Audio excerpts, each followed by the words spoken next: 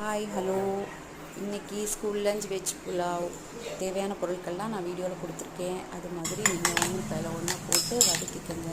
Vegetable வதக்கும் போது ஒரு ஸ்பூன் சுகர் சேர்த்துக்கோங்க.